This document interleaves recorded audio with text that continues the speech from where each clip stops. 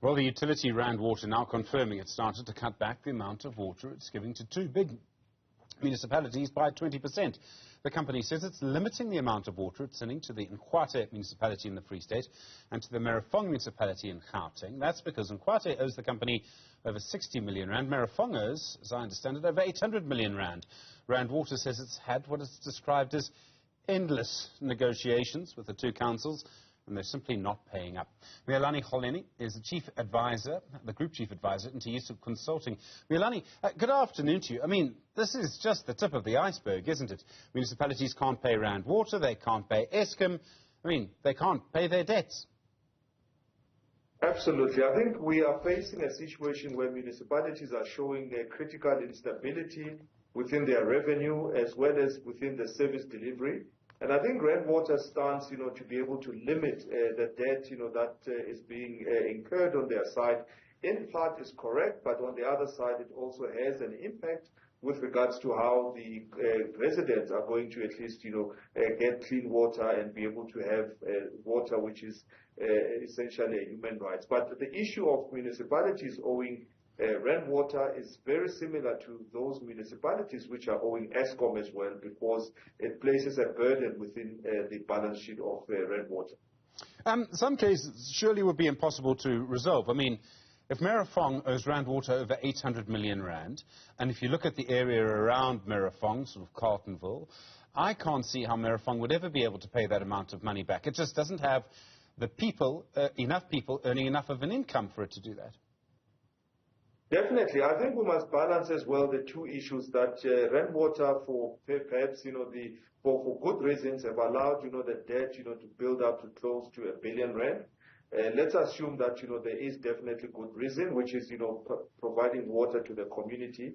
But, Stephen, the design of municipalities which do not have industry are the ones that are suffering the most. So if we do our analysis across the municipalities that were listed in the press release from Rand Water, it's essentially municipalities that don't have strong industry, don't have strong revenue supporting them. So as you correctly point out, it's not going to be possible for a municipality like Merafong to be able to pay over that particular debt, which calls obviously for a different model of how to finance, for instance, water, and how to deal with, for organs of the state to deal with each other with regards to services that must be purchased from the other to supply. So in this case, I think it calls for a different way of dealing with Merafong. There have been incentives as well as write-offs that were proposed on the Eskom side.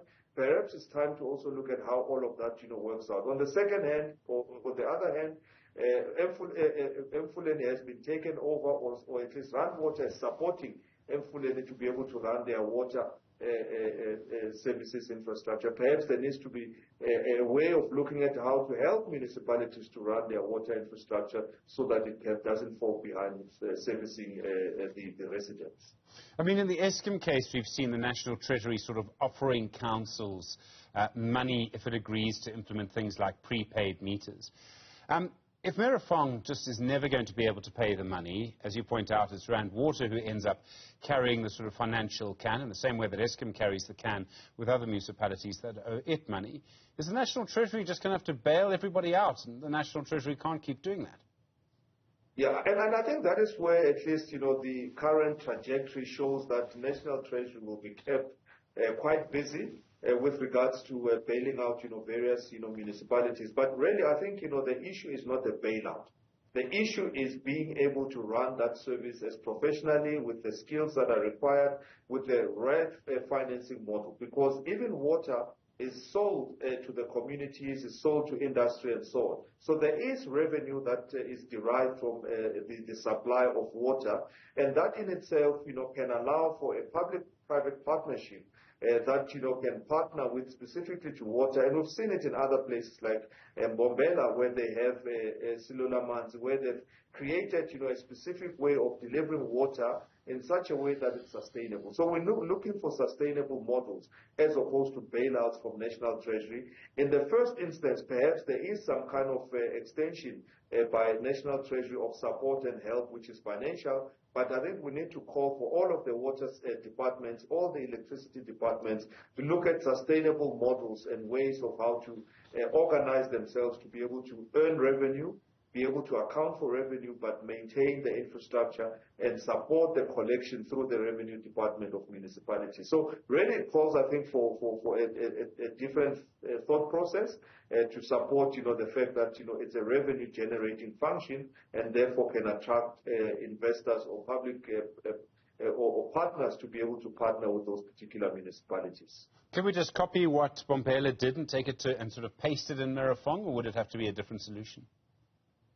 Well, I think the solution and the nuances may differ slightly, but in this case, it's a long-term type of an agreement which would have to look at replacing bulk water pipes and also dealing with water losses. So I think the benefit of any partnership is there must be upside for both parties. In this case, municipalities are suffering serious water losses, so it must be able to address water losses on the one.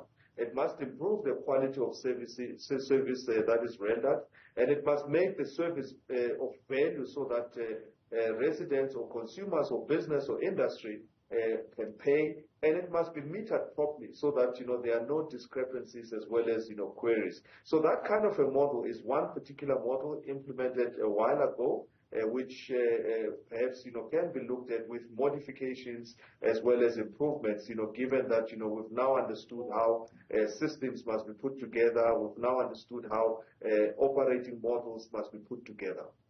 In this case, it's two smaller councils, Nkwate and Merafong. But in Gauteng, the bulk of Rand Water's revenue must come from Joburg and Ekurhuleni. Tshwane gets it from another source, if I remember correctly. But Joburg and Ekurhuleni, I mean, do they have the same kind of problem, big metros like that?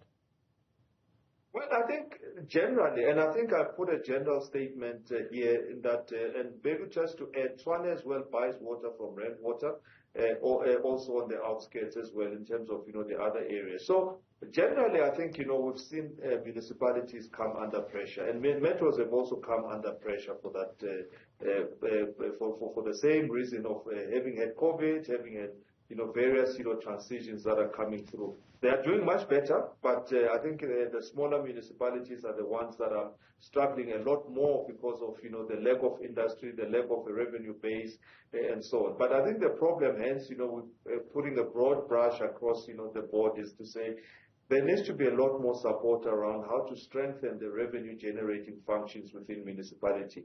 And no doubt, I think the metros can also benefit with also relooking at their models of how they supply water, whether there's a municipal-owned entity, whether it's supplied from internally as in part of the metro like Tshwane and Ekurhuleni. There needs to be a strengthening of those operating models so that it supports a greater generation of revenue and I suppose revenue assurance with regards to going forward. So yes, the big ones may not be immune, but the problem is of a lesser extent, but calls on at least starting to think ahead of how to resolve such problems before they materialize. Miyelani, I mean, for all of that to happen, you need political will. There'll be big political fights. People want to hold on to the power that they have, the usual story. Do you think there's a sort of door opening for change, that the situation's getting so bad that change has to happen and that people are finding a way to manage it? I think the very nature of cooperative governance, calls for various stakeholders. I think the maturity that is required in this case is to be able to understand how each one of the role players and what role are they playing and what contribution are they making. And I think the cooperative governance model calls for a center, and the center can always be the municipality that holds together all the various stakeholders that can play a role here. For instance, the Department of Water Affairs now is having to take on a lot of different projects which some municipalities were not able to complete, and they are having to pour money into those projects. Therefore, it makes them a critical stakeholder from a financing point of view, Also from an expertise point of view, why not tap into their expertise as well as, work with them to be able to get out of the situation so that you can have a better service, a more strengthened service, and so on. So I think the cooperative governance model is now being called into question and calling for greater maturity, especially among the various stakeholders that are involved there. I think the temptation is always that, if other stakeholders come on board, they will take away from the function. Rather, we need to look at, what those benefits are that, one has mentioned, of eliminating losses, of providing a quality service, as well as, the generation of revenue. If it ticks all those boxes, it means that it gives, at least a platform for that cooperation to start taking place.